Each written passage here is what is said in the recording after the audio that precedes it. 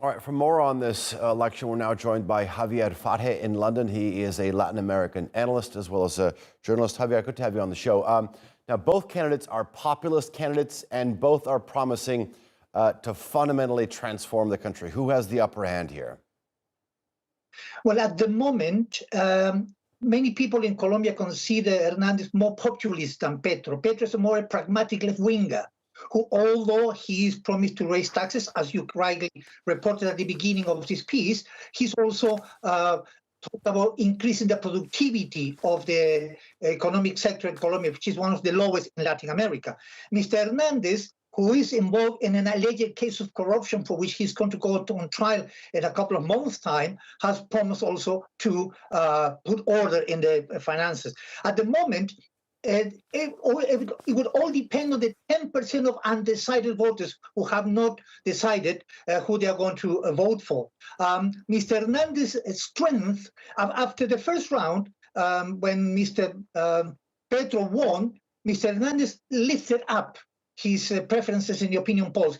Had elections taken part 2 weeks after the first round, he would have won. Now he's lost a great momentum because of statements he made, because of his lack of participation in debates, because his lack of participation in face-to-face sort of meetings with people, unlike Petro, who's been campaigning heavily in those areas Mr. Hernandez won in the first round. So Mr. Petro has been talking to people, whereas Mr. Hernandez has been using mainly social media because he's refused to take part in debates. And that could be a decisive factor in terms of who's going to win this runoff. And because of this, it's come down to the wire. All right, when you look at sort of the possible outcomes, two very different outcomes are possible. It could mark the start of a dramatic shift in the country's economic model, as well as I stated before, the role of the government and relationships with other countries, including the United States.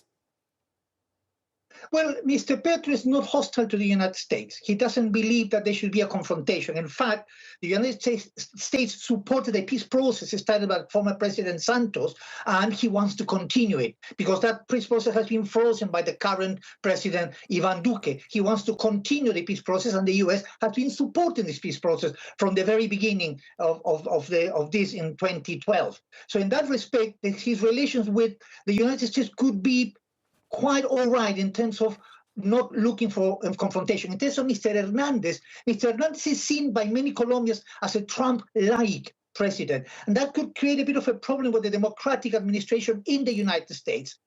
So what is clear here, colleague, is that they are both anti-establishment candidates. The two years that have been nominated by Álvaro Uribe, the former president, are over, and these two anti-establishment presidents are going to change Colombia, whether for good or for bad. It remains to be seen who wins in this runoff. Okay, Javier Farje, thank you very much for joining us here. I do appreciate your analysis.